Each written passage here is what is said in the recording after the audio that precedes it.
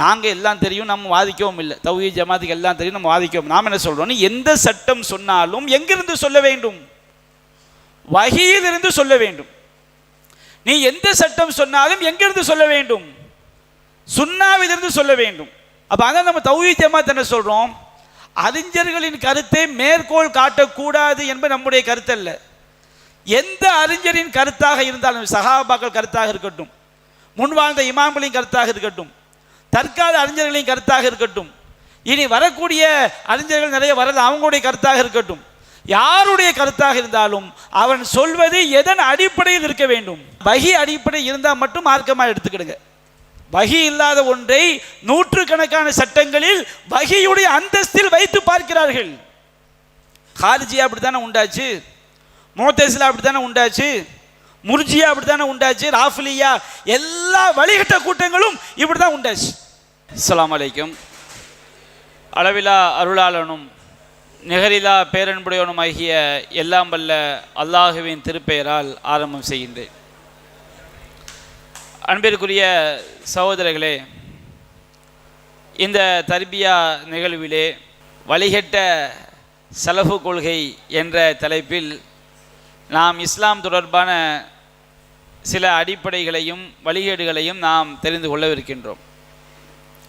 அன்பிற்குரிய சகோதரர்களே, பொதுவாக சலஃப் அப்படின்னு சொன்னோம்னா முன்னோர்கள் என்று அர்த்தம்.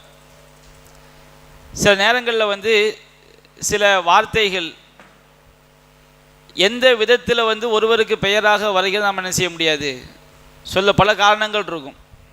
இப்போ நான் கூட கடையநல்லூர்லேருந்து திருநெல்வேலிக்கு போகும்போது கண்டக்டர் என்ன பார்த்து சொன்னார், திருநெல்வேலி இறங்குனார். நான் திருநெல்வேலியான்னு கேட்டேன். சார் என்ன சார் திருநெல்வேலி இறங்கினா, எனக்கு திருநெல்வேலிங்கிற பேர் எதை வச்சு வந்துச்சு, நான் திருநெல்வேலியை நோக்கி செல்வதனால் என்னை பார்த்து என்ன செஞ்சார், திருநெல்வேலி இறங்கன்னார்.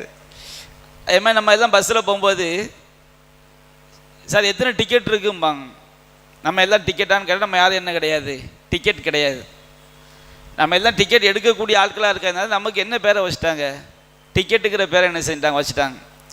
இப்படி நம்ம தமிழில் இடவாகு பெயர், காலவாகு பெயர், தொழிலாகு பெயர், சினையாகு பெயர், நிறைய பெயர் இருக்கு. அதனால் ஒரு சலஃப்னு சொன்னோம்னா சிலர் என்ன செய்வாங்க, பாருங்கள் சலஃப் என்றால் சஹாபாக்கள், சலஃபு கொள்கை வழிகேடு என்று சொன்னால் சஹாபாக்களை வழிகேடு என்று சொல்கிறார்களா அப்படின்னு செய்வாங்க, கேட்பாங்க. ஒரு கூட்டத்துக்கு ஒரு பெயர் எந்த அடிப்படையில் தான் என்ன செய்யும், ஒரு பெயர் பெயராக மாறும். அது இதுதான் காரணம் என்ன செய்ய முடியாது, சொல்ல முடியாது.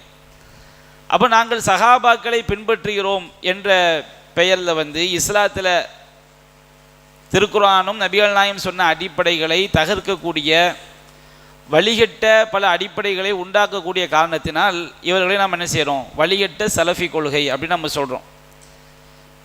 இந்த சலஃபி கொள்கை வழிகேடு என்று நாம் சொல்வதற்கு முன்பாக ஒரு பேசிக், குர்ஆனும் சுன்னாவும் சொல்லக்கூடிய ஒரு பேசிக்கை நாம் தெளிவாக விளங்கிக் கொள்ள வேண்டும். சூரத்து நிசாவில் 4வது அத்தியாயம் 105வது வசனத்தில் அல்லாஹ் சொல்கின்றான், இன்னா அன்சல்னா இலைக்கல் கிதாப பில் ஹக்கி லி தஹ்கும பைனன் நாசி பிமா அராக்கல்லா. நபியே, இந்த வேதத்தை உமக்கு நாம் அருளி இருக்கிறோம். பில் ஹக்கி, உண்மையை கொண்டு. குர்ஆனில் சொல்லப்பட்ட எல்லா விஷயங்களுமே அதுதான், உண்மை தான். அதில் எந்த விதமான சந்தேகமும் என்ன செய்யாது, கிடையாது. அப்போ இந்த வேதத்தில் உண்மையை கொண்டு நாம் இந்த வேதத்தை உமக்கு நாம் அருளி இருக்கின்றோம். லி தஹ்கும பைனன் நாசி பிமா அராக்கல்லா, அல்லாஹ் உமக்கு காட்டித்தரக்கூடியவற்றை கொண்டு நீர் மக்களுக்கு மத்தியிலே தீர்ப்பு வழங்குவதற்காக, மார்க்க சட்டங்களை சொல்வதற்காக. அப்போ அல்லாஹ் ரப்புல் ஆலமீன் நபிகள் நாயகத்துக்கு வேதத்தை கொடுத்தான். இன்னொன்றையும் அல்லாஹ் ரசூலா காட்டி கொடுத்தான். காட்டி கொடுத்த இன்னொரு விஷயம் தான் நம்ம என்ன பேர் வச்சிருக்கிறோம், சுன்னா, நபி வழி. நபிகள் நாயகத்துடைய சொல், நபிகள் நாயகத்துடைய செயல், நபிகள் நாயகத்துடைய அங்கீகாரம், இந்த மூன்றுமே என்னது தான், சுன்னா, நபி வழி. நபிகள் நாயகத்தை பற்றி வர்ணனை, நபிகள் நாயகத்துடைய மூக்கு இப்படி இருக்கும், முகம் இப்படி இருக்கும், அதையும் ஹதீஸ் என்று சொன்னாலும் மார்க்க சட்டமாக உள்ள ஹதீஸ் எது மட்டும்தான், நபிகள் நாயகத்துடைய சொல், செயல், அங்கீகாரம், இது மட்டும்தான். அப்போ நபிகள் நாயகத்துக்கு அல்லாஹ் குர்ஆனையும் இறக்கி வைத்தான், சுன்னாவையும் அல்லாஹ் என்ன செய்தான், இறக்கி வைத்தான். சுன்னா என்பது குர்ஆனுக்கு விளக்கம். குரானில் இல்லாத பல விஷயங்கள் இதில் இருக்குது, சுன்னாவது என்ன செய்து இருக்கிறது. அப்போ இந்த குரானுக்கு விளக்கமாக சுன்னாவை நபிகள் நாயகத்துக்கு இறக்கி வைத்தான். ஏராளமான வசனங்கள், ஏராளமான நபிமொழிகள், இஸ்லாத்துடைய அடிப்படைகள் இந்த இரண்டு மட்டும்தான் நமக்கு என்ன செய்து சொல்லுது. இல்லை யாரும் நம்ம கடுகளோடு சந்தேகம் வந்துடக்கூடாது. ஏன்னா நபிகள் நாயகம் சொல்லிட்டாங்க, இன்ன அஸ்தகல் ஹதீசி கிதாபுல்லா, செய்திகள் உண்மையானது அல்லாஹ்வுடைய வேதம். வாக்சனல் ஹதி முகமது, வழிமுறைகள் சிறந்தது முகமது ஸல்லல்லாஹு அலைஹி வஸல்லம் உடைய வழிமுறை. இந்த ரெண்டை தாண்டி வேறு எதுவும் கிடையாது. இந்த ரெண்டுக்கு அப்புறம் எல்லாம் வழிகேடு தான். ஷர்ரல் உமூரி மோதசாத்துஹா, காரியங்களில் ரொம்ப கெட்டது இஸ்லாம் என்ற பெயரில் புதிதாக உண்டாக்கப்பட்டவை, நபிகள் நாயகம் காலத்தில் இல்லாமல் புதிதாக உண்டாக்கப்பட்டவை. வகுல்ல முஹதஸத்தின் பிதா, புதிதாக உண்டாக்கப்பட்டவை அனைத்துமே பிதஅத்துகள், நவீனங்கள். வகுல்ல பிதஅத்தின் லலாலா, எல்லா நவீனங்களும் வழிகேடுகள். வகுல்ல லலாலத்தின் ஃபின்னார், எல்லா வழிகேடும் எங்கே கொண்டு போய் சேர்த்துரும்? நரகத்தை கொண்டு போய் சேர்த்து விடும். அப்போ நபிகள் நாயகம் காலத்தில் இருந்து இஸ்லாத்துடைய அடிப்படை இரண்டு தான். ஒன்று திருமறை குரான், இன்னும் நபிகள் நாயகத்துடைய சொல் செயல் அங்கீகாரம், மார்க்கம் தொடர்பான சொல் செயல் அங்கீகாரம். நம்ம எல்லாம் அடிப்படையை மனசில் பதிய வச்சுக்கணுங்க. நூற்றுக்கணக்கான ஆதாரங்கள் இருக்குது, நம்ம எல்லாம் தெரியும். நான் ஆதாரங்களுக்கு போனால் அதுக்கே பல மணி நேரம் ஆயிரும். நபிகள் நாயகம் ஸல்லல்லாஹு அலைஹி வஸல்லம் அவர்கள் மார்க்கம் தொடர்பாக எதன் மூலமாகத்தான் பேசுவாங்க? மார்க்கத்தை சொன்னால் வஹி அடிப்படையில் தான் அவங்க என்ன செய்வாங்க? பேசுவாங்க. இதை நம்ம கடுகளை கூட என்ன செஞ்சிடக்கூடாது, சந்தேகம் வந்துவிடக்கூடாது. அதற்கு குரானில் நூற்றுக்கணக்கான ஆதாரங்கள் குரானில் நமக்கு என்ன செய்து இருக்குது. நபி மொழிகளில் நமக்கு என்ன செய்கிறது? நூற்றுக்கணக்கான ஆதாரங்கள் இருக்குது. இப்போ நாம் ஒரு குரான் வசனத்துக்கு விளக்கம் சொல்ல வேண்டும் என்றால், விளக்கம் தேட வேண்டும் என்றால், குரான் சொல்லக்கூடிய அடிப்படை என்னென்னு சொன்னோம்னா, ஒரு குரான் வசனத்துக்கு பிற குரான் வசனங்களின் துணை கொண்டு விளக்கம் சொல்லணும். ஒரு குரான் வசனத்திற்கு நபிகள் நாயகத்தின் ஒட்டுமொத்த ஆதாரபூர்வமான வாழ்க்கை இருக்குது பாருங்க, அதை வச்சு விளக்கம் சொல்லணும். அப்போ குரானுக்கு விளக்கம் என்பது எதை வைத்து தான் சொல்ல வேண்டும்? ஒரு வசனத்துக்குரிய விளக்கத்தை பிற வசனங்களின் துணை கொண்டு சொல்லலாம். நபிகள் நாயகத்தின் ஒட்டுமொத்த வாழ்க்கையை வச்சு என்ன செய்யலாம்? ஒரு வசனத்துக்கு விளக்கம் சொல்லலாம். இதை தாண்டி அதே போன்று ஒரு நபி மொழி இருக்குது, ஒரு ஹதீஸ் இருக்குது. ஒரு ஹதீஸுக்கு விளக்கம் சொல்வதாக இருந்தால் எதை வைத்து நாம் சொல்லணும்? குரானை வைத்து சொல்ல வேண்டும், பிற ஹதீஸ்களின் துணை கொண்டு என்ன செய்ய வேண்டும்? சொல்ல வேண்டும். இதை தாண்டி நாம் என்ன செய்யக்கூடாது? நம்முடைய சுய கருத்தை குரான் சுன்னாவுக்கு விளக்கமாக சொல்லக்கூடாது. நாம குரானில் அல்லாஹ் சொல்லலாம், அன்சல்னா இலைக்க திக்ர லிதுபையின லின்னாஸ், நபியே இந்த அறிவுரையை குரானை நாம் உமக்கு இறைக்கணும். லிதுபையின லின்னாஸ், நபியாகிய நீங்கள் மக்களுக்கு தெளிவுபடுத்த வேண்டும். இரண்டாவது அல்லஹும் யதஃபக்கருன், அவர்கள் சிந்திக்க வேண்டும். நாம சிந்திக்கிறோன்னா எப்படி சிந்திக்கிறது? ஒரு குரான் வசனத்துக்குரிய விளக்கத்தை பிற குரான் வசனங்கள் நபி மொழிகள் இருந்து சிந்திப்பது, ஒரு ஹதீஸ்க்குரிய விளக்கத்தை பிற நபி மொழிகள் குரான் வசனங்கள் சிந்திப்பது. குரானுக்கு ஹதீஸ் விளக்கம், ஹதீஸுக்கு குரான் என்னது விளக்கம். இதான் நம்ம சிந்திக்க வேண்டியது. நாம பொதுவாக சிந்திக்கிறது கிடையாது. அப்போ குரானை உறுதிப்படுத்தக்கூடிய சான்றுகள் நாம் என்ன செய்வோம்? வெளியேன்னு சொல்லுவோம். குரானை உறுதிப்படுத்தக்கூடிய சான்று என்ன? அஃபலா யன்துரூன இதல் இப்லி கைஃப குலிகத், ஒட்டகம் எப்படி படைக்கப்பட்டு சிந்திக்க வேண்டாமா அல்லாஹ் சொல்லுவான். இப்போ இந்த வசனத்தை இது உண்மைதான். இதை உறுதிப்படுத்தக்கூடிய, இன்னும் உறுதிப்படுத்தக்கூடிய சான்று நம்ம வெளியேருந்து சொல்லுவோம். அது குரானுக்கு விளக்கம் கிடையாது. குரானை உறுதிப்படுத்தக்கூடிய ஒரு சான்று. குரானுக்கு நாம் விளக்கம் என்பது எங்கே இருந்தால் சொல்லணும்? குரானில் இருந்தும் ஹதீஸில் இருந்தால் நம்ம என்ன செய்ய வேண்டும்? சொல்ல வேண்டும். உறுதிப்படுத்தக்கூடிய சான்றுகள் என்பது அது தனி கேட்டகரி. சரி, இப்போ மேட்ருக்கு வந்துடுவோம். வழிகேடு எங்கேருந்து நீங்கள் தோங்குதுன்னு சொன்னோம்னா, ஒரு வழிகேடு எங்கேருந்து ஆரம்பிக்குதுன்னா, குரானுக்கு விளக்கம் சொல்லும்போது பிற குரான் வசனங்கள் நபி மொழிகளை துணை இல்லாமல் விளக்கம் சொல்லும்போது தான் எல்லா வழிகட்ட கூட்டங்களும் உண்டாகுது.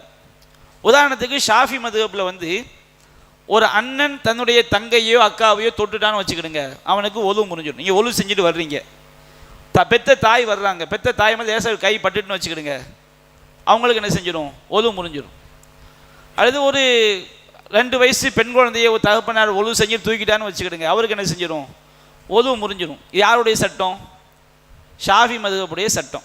இப்போ இதில் என்ன ஒரு டாபிக் வருது? பெண்களை தொட்டால் ஒலு முறியுமா டாபிக் வரும்போது குரானில் அல்லாஹ் சொல்கிறான், அவுல் லாமஸ்துமுன் நிசா, நீங்கள் பெண்களை தீண்டினால் தண்ணி கிடைக்காட்டா என்ன செஞ்சுக்கிடுங்க? தயமம் செஞ்சுக்கிடுங்க. லாமஸ்ங்கிற வார்த்தை இப்படி சொல்கிறதையும் குறிக்கும். உடல் உறவு இருக்கு பாருங்க, அதற்கு இலக்கியமாக என்ன செய்யப்படும்? லாமஸ்ங்கிற வார்த்தை என்ன செய்யப்படும்? பயன்படுத்தப்படும். பெண்களை தீண்டினால்னா உடல் உறவு கொண்டால் அப்படின்னு என்ன செய்யப்படும்? பயன்படுத்தப்படும். இவங்க 2 வார்த்தையில் எந்த அர்த்தம்? இப்படி தொடக்கூடிய அர்த்தமா அல்லது உடல் உறவு அர்த்தமானு பார்க்கும்போது நபிகள் நாயகம் ஸல்லல்லாஹு அலைஹி வஸல்லம் அவங்க தொழும் பொழுதே அவங்க ஆயிஷா ரலியல்லாஹுடைய கைகள் ரசூலாவை தேடுது, அவங்களுடைய உள்ளங்கால் என்ன செய்யுது, ரசூலாவுடைய கைப்படுது. அப்போ ஒரு பெண் தொட்டால் ஒது முடியும் என்று சொன்னால் ஆயிஷா ரலியல்லாஹு தொடும்போது ரசூலா தொழுகையை முடிச்சிருக்கணும். ரசூலா தொழும்போது ஆயிஷா குறுக்க படுத்திருப்பாங்க.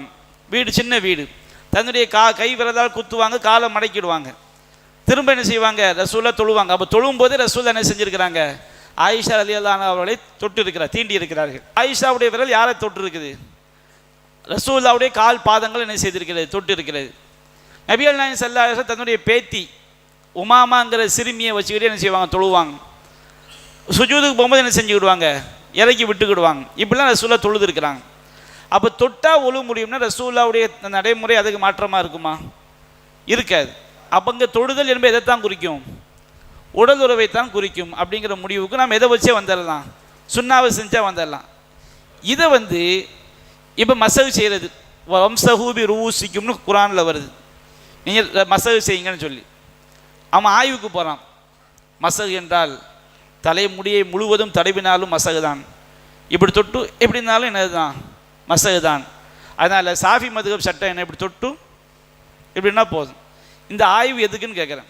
குரானுக்கு விளக்கம் யார், ரசூல்லா. ரசூல்லா எப்படி செஞ்சாங்க, சல்லூக்கமா ரைத்து மூணு, என்ன எவ்வாறு தொழுக்கண்டீர்களோ அவ்வாறு தொழுங்கன்னு சொன்னாங்க. ஹுது அன்னி மனாசிக்கும், என்னிடமிருந்து நீங்கள் உங்களுடைய கிரியைகள் எடுத்துக்கொள்ளுங்கன்னு சொன்னாங்க. அவங்க ஒழு செய்யும் போது கையை நனைத்து முன்னெற்றியில் வைத்து பிடரி வரை கொண்டு சென்று மீண்டும் முன்னெற்றிக்கு பிறகு ஆட்காட்டு விரதை காதுகளை விட்டு வலது பிறகு தான் என்ன செஞ்சாங்க, தடவுனாங்க. அப்போ இந்த மதுஹபில் நிறைய வழிகேடுகள் மசாயில் பிரச்சனைகள் ஏற்படுவதற்கு என்ன காரணம் சொன்னோம்னா, குரானை எதை வைத்து விளங்க மாட்டார்கள், குரானை வைத்து விளங்க மாட்டார்கள், குரானை ஹதீஸை வைத்து என்ன செய்ய மாட்டார்கள், புரிய மாட்டார்கள். அவங்களுடைய லாஜிக் என்ன செய்வாங்கன்னா, உள்ளே கொண்டு போய் திணிச்சு என்ன செய்வாங்க, சட்டம் சொல்லும்போது நிறைய வழிகேடு என்ன செஞ்சிருது உண்டு. ஹதீஸ் தெளிவாக இருக்கும்போது என்ன செய்வாங்க, தங்களுடைய சுய சரக்கை உள்ளே கொண்டு போய் திணிப்பாங்க. இதனால தான் வழிகேடு என்ன செய்ய தோணுச்சு. ரெண்டாவது விளங்கிடுங்க, இந்த மாதிரி வழிகேடு வந்துச்சுங்களா, கொள்கை ரீதியிலான நிறைய வழிகட்ட கூட்டம் உண்டானது காரணமும் குரான் சுன்னாவை, குரானை ஹதீஸை வச்சு புரியணும், ஹதீஸை எதை வச்சு புரியணும், குரானை வைத்து புரிய வேண்டும். இது இந்த அடிப்படை தவற விட்டது தான். இப்போ நீங்கள் ஹாரிஜியான்னு ஒரு வழிகட்ட கூட்டம் வந்தாங்க. ஹாரிஜியா கூட்டத்தினுடைய பல வழிகட்ட கொள்கையில் ஒரு கொள்கை என்ன, விபச்சாரம் பண்ணால் காஃபிர், விபச்சாரம் பண்ணால் காஃபிர். ஒருத்தன் திருடிட்டான், திருடுனா அவன் யார், காஃபிர். கொலை பண்ணிட்டான் அவன் யார், காஃபிர். பெரும்பாவம் செஞ்சான் அவன் யார், காஃபிர். இதுக்கு அவன் என்ன ஆதாரம் வச்சான், ஒரு சில ஹதீஸ்க்கு அந்த மாதிரி புரிவதற்கு தோதுவாக இருக்குது. ஒரு முஸ்லீமை திட்டுவது பாவம், அவனை கொல்வது குஃபுர் அப்படின்னு ரசூலுல்லாஹ் சொன்ன ஹதீஸ் என்ன செய்யுது இருக்குது. அப்போ ஒரு முஸ்லீமை கொன்னா என்னது, குஃபுர் தானே, அப்போ அவன் காஃபிர். நபிகள் நாயகம் ஸல்லல்லாஹு அலைஹி வஸல்லம் அவங்க சொன்னாங்க, ஒருத்தன் விபச்சாரம் பண்ணும்போது ஈமானோடு இருந்து கொண்டு என்ன செய்வதில்லை, விபச்சாரம் செய்வதில்லை. ஒருத்தன் திருடும் போது ஈமானோடு இருந்து கொண்டு என்ன செய்வதில்லை, திருடுவதில்லை. அப்போ இந்த ஹதீஸையெல்லாம் பார்க்கும்போது விபச்சாரம் பண்ணால் அவன் காஃபிர் தான், திருடுனா அவன் யார் தான், காஃபிர் தான். இந்த மாதிரி ஒரு சில செய்திகளை நேரடியாக புரிந்து கொண்டு ஹாரிஜியா கூட்டம் என்ன செய்தார்கள், பெரும்பாவம் செஞ்சிட்டாலே அல்லது பாவம் செஞ்சிட்டாலே அவன் யார், காஃபிருங்கிற முடிவுக்கு வந்தாங்க. ஒரு ஹதீஸை இப்படித்தான் புரிய வேண்டுமான்னு பார்த்தா அப்படி புரியக்கூடாது. ஏன்னா ஹதீஸை எதை வச்சு புரிய வேண்டும், குரானை வைத்து புரிய வேண்டும். குரானில் அல்லாஹ் விபச்சாரம் செஞ்சவங்களை பற்றி அல்லாஹ் சொல்லும்போது, விபச்சாரம் வல்லதானி எழுத்தியானிகா மின்குமா, உங்களில் முஸ்லிம்களாகிய உங்களில் அந்த விபச்சாரம் குற்றத்தை செய்யக்கூடிய இருவர் அப்படிங்கிறான். விபச்சாரம் குற்றம் செய்யக்கூடியவங்க அல்லாஹ் யாரில் உள்ளவங்கன்னு சொல்கிறான், யாரில் உள்ளவங்கன்னு சொல்கிறான், முஸ்லிம்களில் உள்ள உங்களில் இருந்து விபச்சார குற்றத்தை செய்யக்கூடிய இருவரை நீங்கள் அவங்கள என்ன செய்யுங்க, தண்டனை கொடுங்க அப்படின்னு அல்லாஹ் என்ன செய்யறான், சொல்லி காட்டுறான். அப்போ அல்லாஹ் ரப்புல் ஆலமீன் விபச்சார குற்றம் செய்யக்கூடியவர்களை உங்களில் உள்ளவர்கள் அல்லாஹ் என்ன செய்ய சொல்லும்போது, விபச்சாரம் குற்றம் செஞ்சால் காஃபின் ரசூலா எப்படி நேரு முரணா எப்படி நபிகள் சொல்லுவாங்க. அப்போ ஹதீஸ்களை நாம் பல ஹதீஸ்களை எடுத்து பார்க்கும் பொழுது, நாம் எந்தெந்த பாவங்கள் இணை வைப்பு அல்லாத பாவங்களை செய்யும்போது காஃபிராயிட்டான், ஈமான் இல்லை அப்படின்னு வந்துச்சுன்னா முழுமையான ஈமான் இல்லை என்று தான் புரிய வேண்டும். உங்களில் ஒருவர் தனக்கு விரும்பும்போதே தன் சகோதரனுக்கு விரும்பாதவரை என்ன செய்ய முடியாது, ஈமான் கொண்டவர் ஆக முடியாது. இவர் என்ன செய்கிறாரு, எனக்கு மட்டும் நெய்ச்சோறு தால்சா கிடைச்சா போதும், அவனுக்கு கிடைக்கக்கூடாதுன்னு இப்போ நான் நினைக்கிறேன், இப்போ நான் காஃபிரா உண்மையிலே பாவம்னு சொல்லிட்டு போயிடலாம். இப்போ ஒரு ஆள் ஹதீஸை கொண்டு வந்து தனக்கு விரும்புவதை தன் சகோதரனுக்கும் விரும்பாதவரை என்ன செய்ய முடியாது, ஈமான் கொண்டவர் ஆக முடியாது. இப்போ நான் எனக்கு விரும்புறது அவருக்கு விரும்புதுன்னு வச்சுக்கிடுங்க, இப்போ நான் காஃபிரா? அந்த ஹதீஸை பார்க்கும்போது அப்படி தான் விளங்கும். தனக்கு விரும்புவதே தன் அதே மாதிரி நபிகள் சொன்னாங்க, எவனுடைய தொந்தரவுகளிலிருந்து அவன் அண்டை வீட்டுக்காரன் பாதுகாப்பு பெறவில்லையோ அவன் என்ன கிடையாது, ஈமான்தாரி கிடையாது. முஸ்லீம்னா யாரு? தன்னுடைய நாவினாலும் கருத்தினாலும் பிற முஸ்லீம்களுக்கு தொல்லை தராதவன் தான் யாரு, முஸ்லீம். அப்போ எந்த ஹதீஸ்ல எல்லாம் சில பண்புகள் சொல்லப்பட்டு இந்த பண்பு இல்லாட்டா ஈமான் இல்லை, இந்த பண்பு இல்லாட்டா முஸ்லீம் இல்லை அப்படின்னு வந்துச்சுன்னு வச்சுக்கிடுங்க, ஷிர்க் அல்லாத எந்த ஹதீஸ் வந்தாலும் அதற்கு என்ன விளக்கம் நம்ம விளங்கிக்கணும், முழுமையான ஈமான் இல்லை. என்ன அர்த்தம் இல்லை, முழுமையான ஈமான் இல்லை. ஏன்னு கேட்டோம்னா ஷிர்க், அதாவது பாவம் செஞ்சவனும் மூமின் என்பதற்கு குர்ஆனில் நிறைய ஆதாரம் இருக்கு. பாவம் செஞ்சவனும் மூமின் என்பதற்கு ஏராளமான நபிமொழி, இதை விட நூற்றுக்கணக்கான நபிமொழிகள் இருக்கு. நபிகள் நாயகம் சொல்லுவாங்க, ஒருத்தன் வந்து பூமி நிறைய பாவத்தை சுமந்துட்டு வருவான், அல்லாஹ் என்ன செஞ்சிருக்க மாட்டான், இணை வச்சிருக்க மாட்டான், அல்லாஹ் அவனுக்கு பூமி நிறைய மன்னிப்பு கொடுப்பான். ஒருத்தன் அல்லாஹ்க்கு இணை வைக்காமல் மௌத்தாயிட்டான் வச்சுக்கிடுங்க, அவனுக்கு எல்லா பாவங்களையும் மன்னிப்பான். அப்போ ஒரு சஹாபி கேட்டார், வயின் ஜனா வயின் சலக்க, அவன் விபச்சாரம் செய்தான் திருடினாலுமா? அப்போ நபிகள் என்ன சொன்னாங்க, வயின் ஜனா வயின் சலக்க, அவன் விபச்சாரம் செஞ்சிருந்தாலும் சரி திருடினாலும் சரி அவன் ஷிர்க் வைக்காட்டா அவனுக்கு என்ன கிடைக்கும், மௌத்தா போகும்போது ஷிர்க் வைக்காட்டா அவனுக்கு என்ன கிடைக்கும், சொர்க்கம் கிடைக்கும், தௌஹீதில் மௌத்தானா.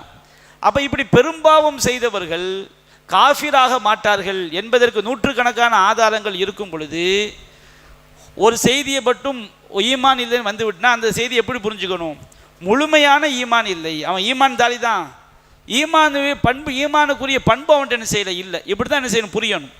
அப்போ இந்த ஹாரிஜியாக்கள் ஏன் வழிகட்டு போனாங்க, பல வழிகேடு அவங்கள்ட்ட வந்துச்சு. ஏன் அவங்க வழிகட்டு போனாங்க, குர்ஆனுக்கு வந்து எதை வச்சு விளக்கம் சொல்லணும், ஹதீஸ், எல்லா ஹதீஸை வச்சு நம்ம விளக்கத்தை புரியணும். ஹதீஸுக்கு மற்ற எல்லா ஹதீஸு குர்ஆன் வசனத்தை வச்சு என்ன செய்யணும், விளக்கத்தை புரியணும். இந்த மாதிரி நீங்கள் ஒவ்வொரு வழிகட்ட கூட்டத்தை நீங்கள் எடுத்துக்கொண்டாலும் அந்த கூட்டத்திடம் வழிகேடு உண்டாவதற்கு காரணம் குர்ஆனை வைத்து ஹதீஸை புரிய வேண்டும், ஹதீஸை வைத்து குர்ஆனை புரிய வேண்டும் என்ற அடிப்படையே அந்த வழிகேடர்கள் தகர்த்தார்கள். இதனால தான் முஅ்தஸிலா உண்டாச்சு, ஹாரிஜியா உண்டாச்சு, முர்ஜியாங்கிற ஒரு வழிகட்ட கூட்டம். முர்ஜியா கூட்டத்துடைய என்ன ஷிர்க் வச்சாலும் அதை என்ன செஞ்சிருவான், மன்னிச்சிருவான். ஹாரிஜியா ஒரு புறம்னு சொன்னால் முர்ஜியா இன்னொரு புறம். ஹாரிஜியா என்ன சொன்னான், பாவம் செஞ்சிட்டாலும் அவன் காஃபிர். முர்ஜியா என்ன செஞ்சான், ஷிர்க் வச்சாலும் அல்லா என்ன செய்வான், மன்னிப்பான். முஅ்தஸிலா என்ன செஞ்சான், அல்லாஹ் உருவம் இருக்குதுங்கிறது என்ன செஞ்சான், மறுத்தான். இப்படி ஒவ்வொரு கூட்டம் வழிகட்ட கூட்டங்கள் உருவாவதுக்கு காரணம் வந்து குர்ஆனை எப்படி அணுக வேண்டும், ஹதீஸை எப்படி அணுக வேண்டும் என்பதை புரியாத காரணத்தினால்தான். நபிகள் நாயகம் ஸல்லல்லாஹு அலைஹி வஸல்லம் அவர்கள் அவங்க வாழ்நாளில் கொடுத்த எல்லா மார்க்க தீர்ப்பும் குர்ஆனை அடிப்படையாக வைத்து கொடுத்தார்கள் அல்லது புதிய வஹி இறங்கியவுடன் சொன்னார்கள். இப்போ நபிகள் நாயகம் ஸல்லல்லாஹு அலைஹி வஸல்லம் அவங்கள்ட்ட வந்து ஒரு சஹாபி கேட்குறார், அல்லாஹ்வின் தூதரே, கழுதையை வந்து அல்லாஹ்வுடைய மார்க்கத்துக்கு ஆதரவாக ஒருத்தன் பயன்படுத்துகிறான், இவனுக்கு என்ன நன்மைன்னு கேட்டாங்க. ரசூலுல்லாஹ் வஹி இறங்கலை. அப்போ நபிகள் நாயகம் குர்ஆனை வச்சு பதில் சொன்னாங்க. என்ன பதில் சொன்னாங்க, குர்ஆனில் அல்லாஹ் சொல்கிறான், ஃபமை யாமல் மிஸ்கால தர்ரத்தின் ஹைரை யரா, யார் அணு அளவு நன்மை செய்கிறானோ அதை அவன் மறுமையில் கண்டுகொள்வான். ஃபமை யாமல் மிஸ்கால தர்ரதி ஷர்ரை யரா, யார் ஒருவன் அணு அளவு தீமை செய்கிறான் அதை அவன் என்ன செய்வான், கண்டுகொள்வான். அப்போ நீங்கள் கழுதையை அல்லாஹ்வுடைய மார்க்கத்துக்காக பயன்படுத்தினால் உங்களுக்கு அல்லாஹ்ட்ட என்ன இருக்குது, கூலி இருக்குது.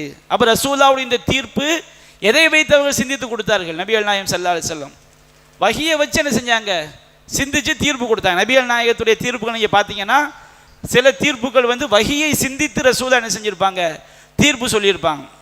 அதே மாதிரி நபிகள் நாயகம் ஸல்லல்லாஹு அலைஹி வஸல்லம் அவங்கள்ட்ட வந்து குர்ஆனில் ஒரு வசனம் வருது, அல்லதீன ஆமனு வலம் எல்பிசு ஈமானஹும் பிலுதுமின், எவர்கள் நம்பிக்கை கொண்டு தங்களோட நம்பிக்கையில் கடுகளவு கூட அநியாயத்தை கலக்கவில்லையோ அவர்களுக்கு தான் பாதுகாப்பு. பாதுகாப்புனா சொர்க்கம். இங்கே இருக்கக்கூடிய யாராவது சொல்லுங்க, நான் அல்லாஹ்வை நம்பி கடுகளவு கூட அநியாயம் பண்ணாமல் இருக்கிறேன், அப்படி யாராவது சொல்லுங்க பார்ப்போம். அப்போ இந்த வசனப்படி பார்த்தோம்னா உலகத்தில் உள்ள எல்லாருமே எங்கே தான் போகணும், நரகத்துக்கு தான் போகணும், அப்படி தானே? சூரத்து அன்ஆம்ல இடம்பெறக்கூடிய வசனம். அல்லாஹ்வை நம்பினா மட்டும் போதாது, என்ன செய்யணும், கடுகளவு கூட அந்த நம்பிக்கையில் அநியாயத்தை கலந்துடக்கூடாது. அநியாயம்னா ஒவ்வொரு சின்ன பாவத்திலேருந்து பெரும்பாவம் வரைக்கும் என்னது தான், அநியாயம் தான். இப்போ சஹாபாக்கள் நபிகள் நாயகிட்ட வந்து கேட்குறாங்க, அல்லாஹ்வின் தூதரே, ரசூலுல்லாஹையும் சேர்த்துக்கிறாங்க, ஐயுனா லம் நதுலிம், நம்மளை யார் தான் அநியாயம் பண்ணலை. அப்போ நபிகள் நாயகம் சொல்கிறாங்க, ஈமான் கொண்ட பிறகு கடுகளவு கூட அநியாயத்தை கலக்கக்கூடாதுன்னு இருக்கு பாருங்க. அந்த அநியாயம் என்பது நாம் செய்யக்கூடிய பாவங்கள் அல்ல, ஷிர்க் என்ற பாவம். அந்த பாவம், அந்த ஷிர்க் என்ற பாவத்தில் கடுகளவு கூட நம்ம என்ன செஞ்சிடக்கூடாது, செஞ்சிடக்கூடாது. அதுவும் மௌத்தா போகும்போது என்ன செஞ்சிடக்கூடாது, நம்ம இல்லாமல் மௌத்தா போகணும். அப்போ நபிகள் இந்த சட்டத்தை எங்கேருந்து எடுத்து கொடுக்குறாங்கன்னா குர்ஆனை சிந்திக்கிறாங்க. இன்ன ஷிர்கல் அதுமுன் அலீம், அந்த ஆயத்தை ஓதி காட்டுறாங்க. இணை வைப்பது மாபெரும் அநியாயம். இப்போ ரசூல் அந்த தீர்ப்பு சொன்னாங்களா இல்லைங்களா? இது எதை சிந்தித்து கொடுத்த தீர்ப்பு? வஹியை சிந்திச்சாங்க. குர்ஆனுங்கிற வஹியை சிந்தித்து அவங்க சொன்ன தீர்ப்பு. இப்படி ஏராளமான சட்டங்கள் நபிகள் நாயகம் ஸல்லல்லாஹு அலைஹி வஸல்லம் அவங்க வஹியை சிந்திச்சு என்ன செஞ்சிருக்கிறாங்க, சொல்லியிருக்கிறாங்க. வஹி அருளையும் சொல்லியிருக்கிறாங்க. அருளப்பட்ட வஹி இருக்கு பாருங்க, அருளப்பட்ட வஹியிலும் சிந்திச்சு என்ன செஞ்சிருக்கிறாங்க, சொல்லியிருக்கிறாங்க. இப்போ நீங்கள் மார்க்க சட்டங்களில் நேரடியாக போய் தேடினா உங்களுக்கு 5% தான் நேரடியான தீர்வு கிடைக்கும்.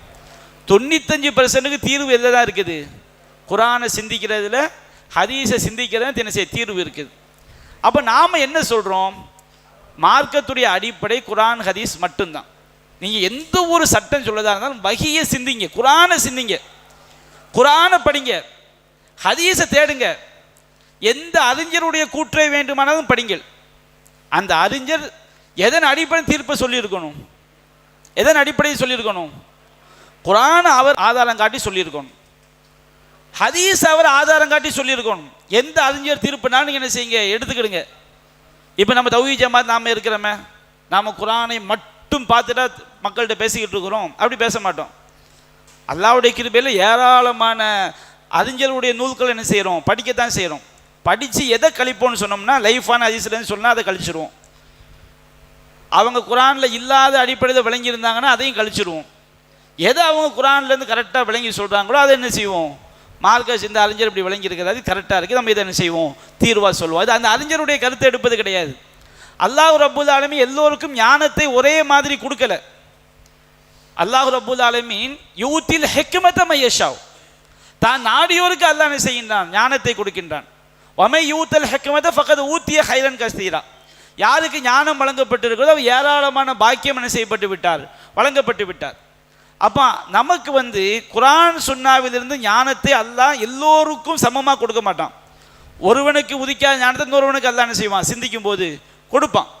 அப்போ யார் சட்டம் சொன்னாலும் எங்கிருந்து சொல்ல வேண்டும், குர்ஆனிலிருந்து சொல்ல வேண்டும், ஹதீஸிலிருந்து சொல்ல வேண்டும். இப்போ இந்த சலஃபு வழிகேடு என்ன செய்கிறாங்கன்னா, எப்படி ஹாரிஜியாக்கள் பல புதிய அடிப்படைகளை உண்டாக்கினார்களோ, முஅ்தஸிலாக்கள் எப்படி பல புதிய அடிப்படைகளை உண்டாக்கினார்களோ, அதே போன்று இந்த வழிகேடர்கள், நான் சொல்வது சலஃப்னா சஹாபாக்கள் அல்ல, இன்றைக்கு நவீன சலஃபி கொள்கை என்று சொல்லக்கூடிய இந்த வழிகேடர்கள் மார்க்கத்தின் பெயரால் புதிய அடிப்படைகளை உண்டாக்குகிறார்கள்.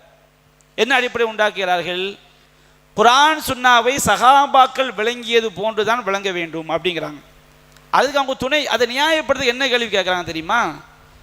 அப்துல் நாசிர் சொன்ன மாதிரி எதுக்கு புரியணும், அப்துல் கரீம் சொன்ன மாதிரி எதுக்கு புரியணும், வேற எவன் பெறையாச்சு அவன் சொன்ன மாதிரி எதுக்கு புரியும், அதை விட சஹாபாக்கள் சார்ந்தவர்கள் அப்படிங்கிறான். நாம் அந்த வாதமே வைக்கல. நாங்கள் எல்லாம் தெரியும் நம்ம வாதிக்கவும் இல்லை, தௌஹீத் ஜமாத்துக்கு எல்லாம் தெரியும் நம்ம வாதிக்கவும். நாம் என்ன சொல்கிறோம், எந்த சட்டம் சொன்னாலும் எங்கிருந்து சொல்ல வேண்டும், வஹீயிலிருந்து சொல்ல வேண்டும். நீ எந்த சட்டம் சொன்னாலும் எங்கிருந்து சொல்ல வேண்டும், சுன்னாவிலிருந்து சொல்ல வேண்டும். இதை ஏன் நாம் சொல்கிறோம் அப்படின்னு சொன்னோம்னா, திருமறை குர்ஆனில் நூற்றுக்கணக்கான வசனங்கள் இருக்குது. அதில் 3 வசனங்களை மட்டும் நான் உங்களுக்கு சொல்கிறேன். மாயிதாவில் 5வது அத்தியாயம் 45வது வசனம், 44வது வசனம், 47வது வசனம். அந்த 3 வசனங்கள் என்ன? வமல்லம் யஹ்கும் பிமா அன்ஸலல்லாஹ் ஃபஉலாயிக ஹுமுல் காஃபிரூன், அல்லாஹ் அருளியதை கொண்டு தீர்ப்பளிக்காதவர்கள், மார்க்க சட்டங்களை எடுக்காதவர்கள் காஃபிர்கள். இது 2வது கருத்துக்கு இடமே கிடையாது. அல்லாஹ் அருளியதை கொண்டு தீர்ப்பளிக்காதவன மார்க்க சட்டங்கள், மார்க்க சட்டங்கள் எதிலிருந்து எடுக்க வேண்டும், அல்லாஹ் அருளியதை இருந்து எடுக்க வேண்டும். எடுக்காட்ட அவன் யாரு, காஃபிர்.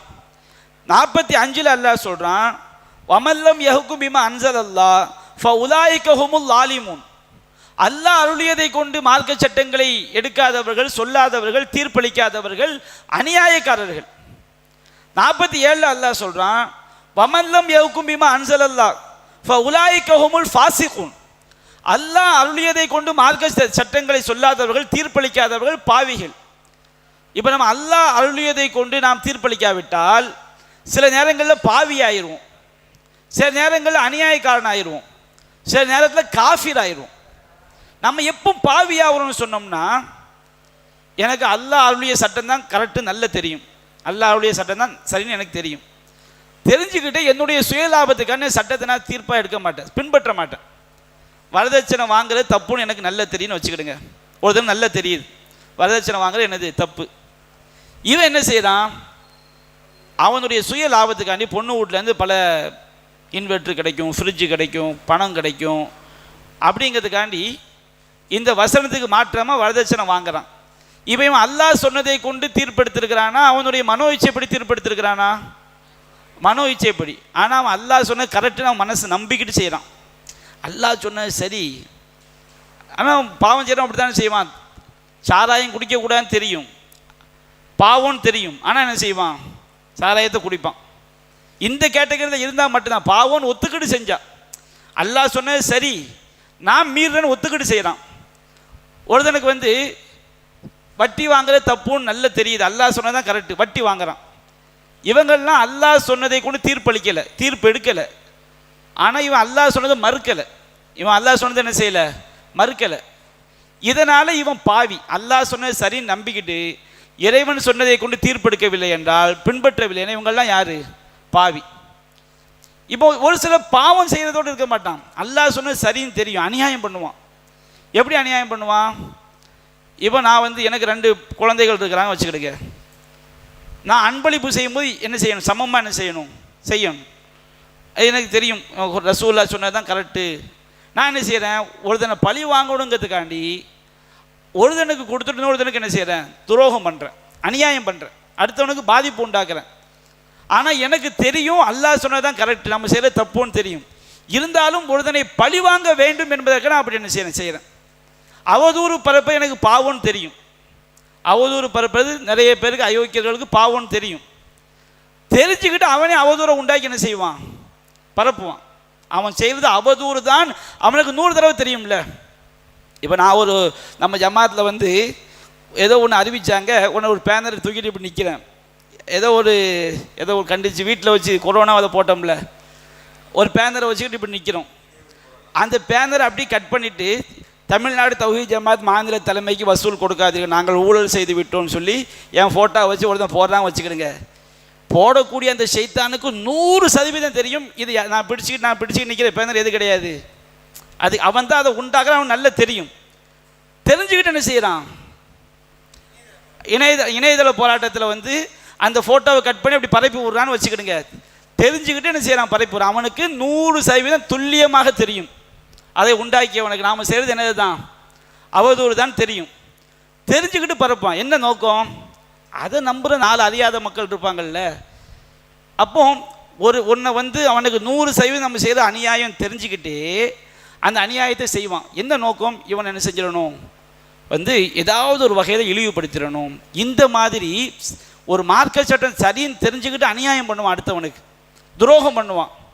ஒரு நீதிபதியாக இருப்பான், அவன் கொடுக்குற தீர்ப்பு தப்புன்னு தெரியும், ஆனால் அவனை பழி வாங்குறதுக்கான தீர்ப்பு என்ன செய்வான், சொல்லுவான். குர்ஆன் என்ன சொல்லுது, உங்கள் பெற்றோர்களுக்கு எதிராக இருந்தாலும் தீர்ப்பு என்ன செய்யுங்க, கரெக்டாக சொல்லுங்கங்குது. ஆனால் இவன் ஒருத்தனை பழி வாங்குறதுக்காண்டி அநியாயம் பண்ணுறதுக்காண்டி அல்லாஹ் சொன்ன தீர்ப்பு சரி நம்பிக்கிட்டு அந்த அநியாயத்தை என்ன செய்வான். இவன் காஃபிராக மாட்டான், ஆனால் இவன் யார், அநியாயக்காரன். அப்போ அல்லாஹ் சொன்னபடி நடக்காமல் இருக்கும்போது சில நேரங்கள் நம்ம என்ன செஞ்சிடணும், பாவி ஆயிடுறோம். அல்லாஹ் சொன்னது சரி நம்பிக்கிட்டு சிலருக்கு அநியாயம் பண்ணுறோம், அப்போ நம்ம யாராயிடுறோம், அநியாயக்காரன் ஆயிரும். சில நேரங்கள் நம்ம காஃபீர் ஆயிடுவோம்.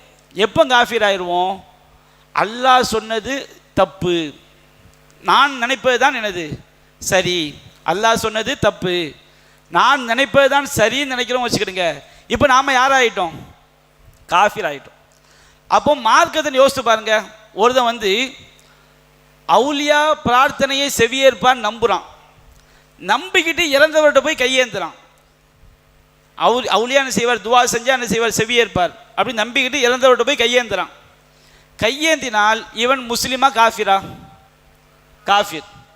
ஒருத்தன் இறந்தவர் செவியேற்பான் நம்புகிறான், இறந்தவர் செவியேற்பான் நம்புகிறான், ஆனால் கையேந்தலை. இவன் யார், முஸ்லீமா காஃபிரா, இவன் யார், காஃபிர். ஏன்னா அல்லாஹ் எதை பார்ப்பான், செயலை மட்டும் பார்க்க மாட்டான். செயலுக்கு எது அவசியம், உள்ளம் அவசியம். அப்போ இங்கே மார்க்கத்துடைய அடிப்படை என்ன? மார்க்கத்தில் ஒரு சட்டம் எடுப்பதாக இருந்தால் அங்கே எதை அல்லாஹ்வுடைய வார்த்தைக்கு நிகராக இன்னொரு வார்த்தை என்ன செஞ்சிடக்கூடாது, கொண்டு வந்து வைத்து விடக்கூடாது. அப்படி வைத்தால் அல்லாஹ்வுடைய வார்த்தையை மறுத்தாலும் காஃபிர் தான். அல்லாஹ்வுடைய வார்த்தைக்கு நிகராக இன்னொரு வார்த்தையை கொண்டு வந்து வச்சு வஹி அல்லாத ஒன்றை கொண்டு வந்து வைத்து இதுவும் வஹிதான், இதுவும் மார்க்க சட்டம் தான் என்று சொன்னால் அவனும் என்ன செய்து விடுகின்றான், காஃபிராகி விடுகின்றான். அப்போ அதான் நம்ம தௌஹீத் ஜமாத் என்ன சொல்கிறோம், அறிஞர்களின் கருத்தை மேற்கோள் காட்டக்கூடாது என்பது நம்முடைய கருத்து அல்ல. எந்த அறிஞரின் கருத்தாக இருந்தாலும், சஹாபாக்கள் கருத்தாக இருக்கட்டும், முன்வாழ்ந்த இமாம்களின் கருத்தாக இருக்கட்டும், தற்கால அறிஞர்களின் கருத்தாக இருக்கட்டும், இனி வரக்கூடிய அறிஞர்கள் நிறைய வரது அவங்களுடைய கருத்தாக இருக்கட்டும், யாருடைய கருத்தாக இருந்தாலும் அவன் சொல்வது எதன் அடிப்படையில் இருக்க வேண்டும். வஹி அடிப்படை இருந்தால் மட்டும் மார்க்கமாக எடுத்துக்கிடுங்க. வஹி அடிப்படையில் இல்லையா, மனித கருத்தை மார்க்கமாக கொண்டு வந்து வைத்து விட்டால் அதில் மறைமுகமாக உள்ள நம்பிட்டோம் வச்சுக்கிடுங்க.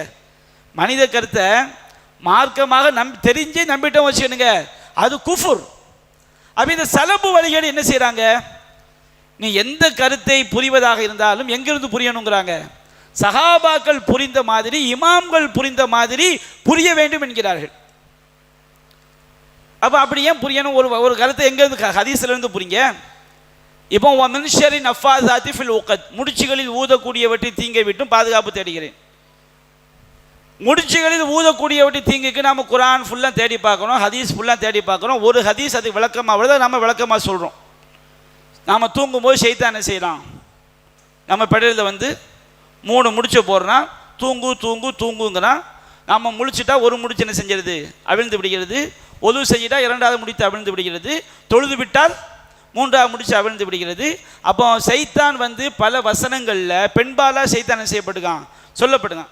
சில தீய செயலை செய்யும்போது ஆண்பாலாக சொல்லப்படும், சில தீய செயலை சொல்லும்போது எப்படி சொல்லப்பட்டிருக்கு, பெண்பாலாக சொல்லப்பட்டிருக்கு. இந்த வசனத்தில் அவன் வழி கெடுப்பதற்காக அவன் முடிச்சு போட்டு ஊதுவதை பெண்பாலாக என்ன செய்யப்பட்டிருக்கு, சொல்லப்பட்டிருக்கிறது. மலக்குமார்கள் ஆணா பெண்ணான்னு கேட்டால் அவங்க அல்லாஹ்வுடைய படைப்பு, அவங்கள ஆணும் கிடையாது பெண்ணும் கிடையாது.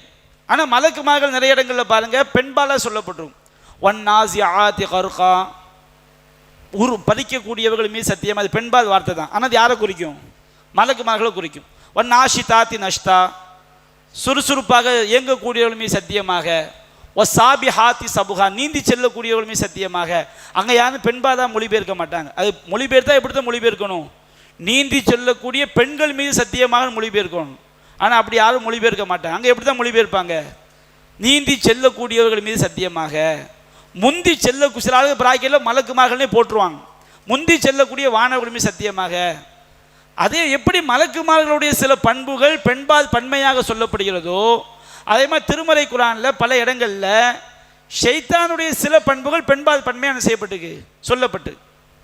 அப்போ அதில் ஒரு இடம் இது எது, மின்ஷரின் அஃபாஸாத்தி ஃபில் உக்கத், முடிச்சுகளில் ஊதக்கூடியவைகளின் மீது சத்தியமாக. அது பெண்பாலா மொழிபெயர்க்குமா என்ன வந்துடுது, அப்படி ஒரு பெண்கள் இருக்கிறாங்க போல் இருக்கு அப்படின்னு என்ன செஞ்சிருது, அர்த்தம் வந்துடுது. அதை நம்ம மொழிபெயர்ப்பு என்ன செஞ்சிடும், முடிச்சுகளில் ஊதக்கூடியவைகளுமே சத்தியமாக நம்ம மொழிபெயர்த்திருக்கோம். இப்போ நம்ம ஹதீஸை வச்சு காட்டோமா, நீங்கள் சலஃபு கொள்கையில் போய் கேட்டுங்க, முடிச்சுகளில் ஊதக்கூடியவன் என்னப்பா, அது ஷைத்தான், சூனியக்காரியை குறிக்கும். சூனியக்காரிங்கிறதுக்கு என்னப்பா ஆதாரம், சூனியக்காரிங்கிறதுக்கு இப்னு அப்பாஸ் சொல்லியிருக்கிறாரு. இப்னு அப்பாஸ் சொன்னார், எங்கேருந்து சொன்னார், வஹீல் என்ன ஆதாரம். அப்போ உங்கள் விளக்கத்தை விட இப்னு அப்பாஸ் விளக்கம் இங்கே தான் அவன் வழிகேட்டை திணிக்கிறான். எங்கள் விளக்கம் நாங்கள் சொல்லலப்பா, நீ எதற்கு குரானுக்கு விளக்கம் சொல்ல எங்கேருந்து சொல்லு, குரானுக்கு விளக்கம் எங்கேருந்து சொல்லணும், குரான்லேருந்து சொல்லணும். நீ எந்த மார்க்க தீர்ப்புனாலும் கொடு, நாங்கள் சொல்லக்கூடிய கருத்தை நீ கொடுக்க வேண்டியதில்லை. நீ கொடுக்கக்கூடிய தீர்ப்பு எதன் அடிப்படையில் இருக்க வேண்டும், வஹீயின் அடிப்படையில் என்ன செய்ய வேண்டும், இருக்க வேண்டும். சில ஆளுக்கு நீங்கள் நம்ம தௌஹீத் ஜமாத் இருந்தீங்கன்னா நல்ல வரதட்சணை கல்யாணத்தில் போய் சாப்பிடுவாங்க. அவங்கள கூப்பிட்டு ஏன்பா இப்படிலாம் செய்கிறீங்க, அவன் யோக்கியனா இவன் யோக்கியனா, மாவட்ட தலைவர் அவர் யோக்கியரா, செயலாளர் இவர் யோக்கியரா, கிளை தலைவர் இவர் நல்லவரா, சரிப்பா அவங்க எல்லாம் அயோக்கியராக இருக்கட்டும், நீ யார், நீ என்ன செய்வ அப்படின்னு கேட்டால் நீ கரெக்டாக நடக்க வேண்டியான, போங்க பாய் அப்படிலாம் எல்லாம் அயோக்கியப்பதாக இருக்கும். நானும் ஒரு இவன் நாளைட்டு அல்லாட்ட போய் அப்படி சொன்னா, நீ ஏன்பா தொழலை, யா அல்லா அவர் தொலைவில்லை, இவர் தொலைவில்லை, இவன் தொலைவில்லை, நான் தொலைவில்லை, அப்படியப்பா சரி உன்னை மட்டும் நீ சொல்ல காரணம் சரி, நல்லா சொர்க்கத்துக்கு அனுப்பிடுவானா, இது என்ன விளையாடுற மேட்ரா மார்க்கத்தில்? அவன் சரியில்லை இவன் சரியில்லை, நான் என்ன செஞ்சிடறேன் அதே மாதிரி இருப்பேன்னு சொன்னால் விளையாடுற மேட்ரா? அப்போ நாளைக்கு அல்லாஹ்ட்ட போய் நிற்கும் போது இந்த சட்டத்தை நீ எங்கிருந்து எடுத்தாய் என்று கேட்டால் இவர்களுக்குரிய பதில் என்ன? இறைவா உன்னுடைய வகையை சிந்தித்தேன் என்று சொல்வார்களா? உன்னுடைய தூதர் சொன்னதை நான் செய்தேன் சொல்வார்களா? ஆதாரபூர்வமான செய்திகளை காட்ட முடியுமா? காட்ட முடியாது. இப்படி ஆயிரக்கணக்கான வழிகேடுகளை திணிப்பதற்கு இவங்க எடுத்த ஆயுதம் தான் என்ன ஆயுதம்? சஹாபாக்களின் கருத்தை வச்சு மார்க்கத்தை விளங்கணும் அப்படிங்கிற ஒரு ஆயுதம். ஜும்மா தொழுகைக்கு 2 பாங்கு இருக்குது. ரபியா நாயகம் காலத்தில் ஜும்மாக்கு எத்தனை பாங்கு? 1 பாங்கு. தெளிவாக தெரியுது. நான் கேட்குறேன், ஒரு சுண்ணத்தை அல்லாஹ் சொன்ன ஒரு சட்டத்தை நான் செய்யாமல் சரின்னு ஒத்துக்கிட்டு செய்யாமல் போயிட்டால் நான் பாவி. அல்லாஹ் சொன்ன சட்டம் சரின்னு தெரிஞ்சுக்கிட்டு நான் ஒருத்தனுக்கு அநியாயம் பண்ணுறேன் வச்சுக்கிடுங்க, நான் அநியாயக்காரன். அல்லாஹ்வுடைய சட்டம் சரி என்று இருக்கும் பொழுது நான் இன்னொன்றை மார்க்க சட்டமாக ஆக்கினால் நான் யார்? இதற்கு பதில் சொல்லிடுங்க. சலஃபுகள் சொல்லணும் பார்ப்போம். சலஃபுகள்கிட்ட போய் சவுதி சலஃபுகள் சொல்கிறாங்கல்ல, சவுதியில் உள்ள இமாம்கள் சலஃப், அவங்கள்ட்ட இந்த கேள்வியை அவங்க கேட்டு பதில் சொல்லணும். என்ன பதில் சொல்லணும்?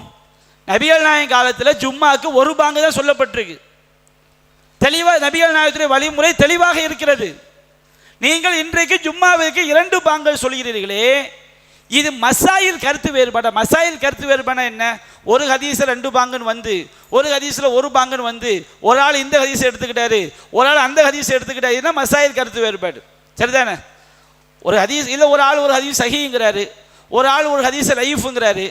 அவர் இந்த ஹதீஸை சஹீன்னு சொல்றவர் செய்கிறாரு, லைஃபுங்கிறவர் என்ன செய்கிறாரு? செய்யாமல் போறாரு. இது மசாயில் கருத்து வேறுபாடு. ஆனால் நபிகள் நாயகம் ஒன்றை செய்திருக்க அதற்கு மாற்றமாக ஒன்று மார்க்க சட்டமாக நடைமுறைப்படுத்தப்படுகிறது, தெளிவாக தெரிகிறது. தெரிந்தும் நான் அதை செய்வேன், நபிகள் நாயகம் செய்ததை நான் செய்ய மாட்டேன் என்று தீர்ப்பெடுத்தால் ஒன்று நீங்கள் சொல்லிட்டு போங்க, அது எல்லாம் பாவம் தான், எங்களால் முடியலப்பா, நாங்கள் அப்படி சவுதி உலமாக்கள் சொல்லிட்டாங்க வச்சுக்கிடுங்க, நம்ம அதில் தலையிட போவது கிடையாது. அல்லது இந்த செலவு சொல்லிட்டாங்க வச்சுக்கிடுங்க, எல்லாம் நடக்குது, எங்களால் ஒன்றுமே பண்ண முடியாது, தப்பு தான் பாய், நாங்கள் சுண்ணாவை தான் பின்பற்றோன்னு சொல்லிட்டா போயிடலாம். ஆனால் இவங்க அதுக்கு சப்பக்கட்டு கட்டுறாங்க. வகி இல்லாத ஒன்றை நூற்றுக்கணக்கான சட்டங்களில் வகியுடைய அந்தஸ்தில் வைத்து பார்க்கிறார்கள். ஹாரிஜியா அப்படி தானே உண்டாச்சு, முஅ்தஸிலா அப்படி தானே உண்டாச்சு, முர்ஜியா அப்படி தானே உண்டாச்சு, ராஃபிலியா, எல்லா வழிகட்ட கூட்டங்களும் இப்படி தான் உண்டாச்சு. சரி, இதற்கு என்ன பண்ணுறாங்க? சஹாபாக்கள் கருத்து என்ன செஞ்சிடறாங்க? குர்ஆன் சுன்னாவில் இல்லாட்டாலும் இமாம்கள் கருத்தை சஹாபாக்கள் கருத்தை மார்க்கத்துக்கு ஈக்குவலாக ஆக்கிடுறாங்க. ஆக்கிட்டு என்ன பண்ணுறாங்கன்னா, சஹாபாக்களை பின்பற்றணும்னு சொல்கிறாங்களா? பின்பற்றணும்னு சொல்லும்போது அதுக்கு என்னப்பா ஆதாரம்? சஹாபாக்களை பின்பற்றணும்னு சொல்கிறீங்கல்ல, அதுக்கு என்ன ஆதாரம் கேட்டோம்னா, எப்படி ஹாரிஜியாக்கள், முஅ்தஸிலாக்கள், ஷியாக்கள் குர்ஆனுடைய வசனங்களுக்கு பொய்யும் புரட்டுமான விளக்கங்களை கொடுத்தார்களோ அது போன்ற விளக்கங்களை குர்ஆனை திரித்து செய்ய நூற்றுக்கணக்கான வசனங்களை சலஃபுகள் கை வச்சிருக்காங்க. நூற்றுக்கணக்கான வசனங்கள். வஸாபிகூன அவ்வலூன மினல் முஹாஜிரின் வல் அன்சார், அன்சாரிகளிலிருந்து முஹாஜிர் முந்தி சென்ற முதலாம் அவர்கள், அடுத்து வந்த அன்சாரி முஹாஜிர் சஹாபாக்கள், இந்த 2 சாராருக்கும் அல்லாஹ் எதை வாக்களிச்சிட்டான்? சொர்க்கத்தை வாக்களிச்சிட்டான். அந்த வசனத்தை பல உரைகள் நாம் தெளிவுபடுத்தியிருக்கிறோம். சுருக்கமாக சொல்கிறேன். 9ஆம் அத்தியாயத்தில் ஆரம்ப கால சஹாபாக்கள், பிற்கால சஹாபாக்கள், 2 சஹாபாக்களை பற்றி சொல்லக்கூடிய தகவலை எதற்கு ஆதாரமாக ஆக்குகிறார்கள்? சஹாபாக்களை பின்பற்ற வேண்டும் என்பதற்கு ஆதாரமாக ஆக்குறாங்க.